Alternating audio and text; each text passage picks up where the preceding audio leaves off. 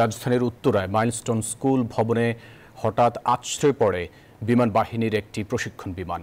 বিস্ফোরণ থেকে ধরে যায় আগুন। কয়েক মুহূর্তেই কোলাহলমুখর স্কুল পরিণত হয় কান্নার আহাজারিতে।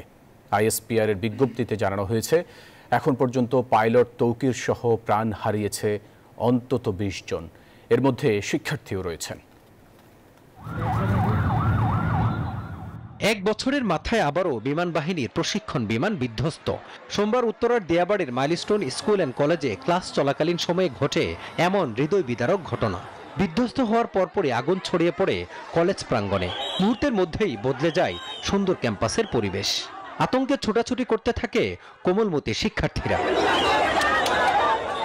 আন্তঃবাহিনী জনসংযোগ পরিদপ্তর আইএসপিআর এর এক বিজ্ঞপ্তিতে জানানো হয়, সোমবার বেলা 1:06 বিমান বাহিনীর F-7 বিজে প্রশিক্ষণ বিমান উড্ডয়নের পরপরই উত্তরার দিয়াবাড়িতে বিধ্বস্ত হয়। এই ঘটনায় প্রশিক্ষণ বিমানের পাইলটও নিহত হয়েছে।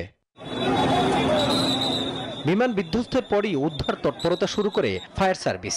একে একে যোগ দেয় 9টি ইউনিট। পরিস্থিতি ভয়াবহ হওয়ায় উদ্ধার তৎপরতায় অংশ নেয় সশস্ত্র বাহিনী। আহতদের উদ্ধার করে হাসপাতালে নিতে একের পর এক অ্যাম্বুলেন্স আসতে থাকে মাইলস্টোন কলেজে। তাদের নেওয়া হয় জাতীয় বার্ন ইউনিট সহ আশেপাশের বিভিন্ন হাসপাতালে। গুরুতর আহতদের হাসপাতালে নিতে ব্যবহার করা হয় সামরিক বাহিনীর বিশেষ হেলিকপ্টার।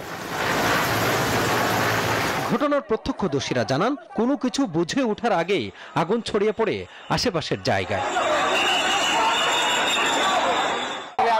বান্ডেল থাকলে প্রতি সেনমানিতে টাকা বাঁচবে। বিকাশ সেনমানি বান্ডেল কিনে জিতুন প্রতি লেনদেনে। যখন নামি তখন দেখলাম যে আর কি অনেক ধোঁয়া বেরিয়েছে বিমান ক্র্যাশ করার ফলে। তারপর থেকে আমাদের ভিতরে ঢুকতে দেওয়া হয়নি। তখন এই যে আইন শৃঙ্খলা বাহিনীরা আইসা সবকিছু নিয়ন্ত্রণে আনে।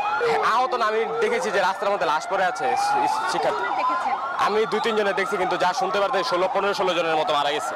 আমার ভাইটা ভিতরে আছে, আমি বলতে পারতেছি না। ঘটনাস্থল পর্যবেক্ষণে যান ফায়ার সার্ভিসের মহাপরিচালক। জানান হতাহতদের সংখ্যা। আমাদের মোট 9টা ইউনিট এখানে কার্যক্রম করেছে।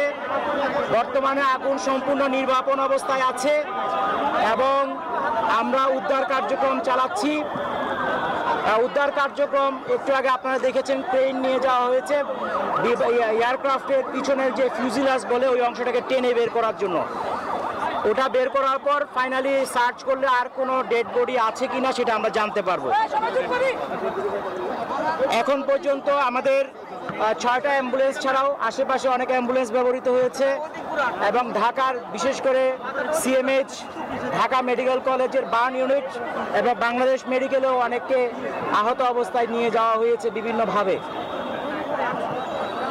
আমাদের হিসাব অনুযায়ী এখন পর্যন্ত আমরা 19 জনের ডেড বডি উদ্ধার করেছি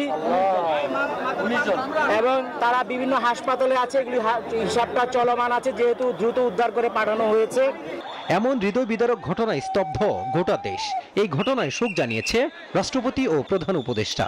ঘোষণা করা হয়েছে একদিনের রাষ্ট্রীয় শোক। মাজহারুল ইসলাম, নিউজ 24, ঢাকা।